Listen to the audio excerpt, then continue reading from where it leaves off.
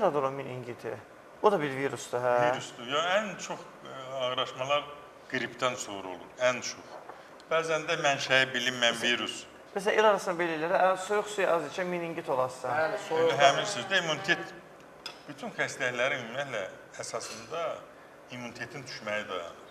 Bəli, mənim immunitetim çox düşmüşdür. İmmunitetdə salan nədir? Soyuğa verirsən, ac qalırsan, bayaq dediyimiz kimi meyvə tərəvəzdən az istifadə edirsən, vitamin C-in azalır bədəndə, vitaminlərin azalır. Və təbii ki, yorğun olursan, yorğunluq da immuniteti salır, yuxusuz olursan, immuniteti salır. Sənət adamıdır, çalışır. O ərəfələr mən çox yorğunçuluq olur. Yorur özünü ki, görünməyini bir yana çıxsın. Bu da son nəticədə immunitet düşəndə də virus hamıda var. Elə adam yoxdur ki, onda virus olmasın. Sadəcə onun aktiv pasiv Sadəcə olaraq məsələsi var. həmin o an immunitet düşən kimi fəallaşır. Məsələn, tutaq ki, herpes virusu. Herpes virusu hamıda var. Dodağın ətrafında müşüksə. O nədən müşükdür? Yox, var. Yolxuculuğu da var. Ancaq var. Ancaq sən şərait yaradan kimi, immunitet düşən kimi o öz aktivləşir, fəallaşır, özünü göstərir.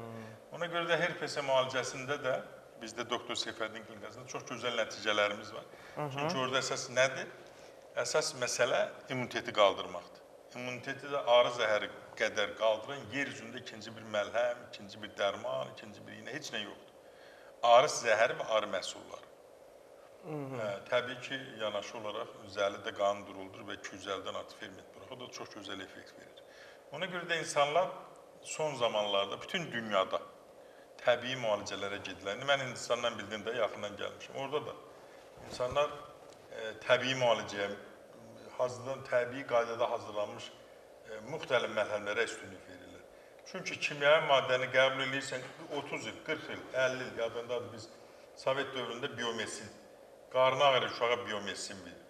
Gün neçə illərdir götürüldü ki, bu xərçəngə doğru meyillik yaradır. Nə qədər kimyəvi dərmanlar aradan çıxardılır ki, bu xərçəngə doğru meyillik yaradır. Ancaq heç kim deyə bilməz ki, qatıq xərçəngə doğru meyillik yaradır. Heç kim deyə bilməz ki, pendir yaradır və ya şor yaradır və ya da meyvə tərəvəz yaradır.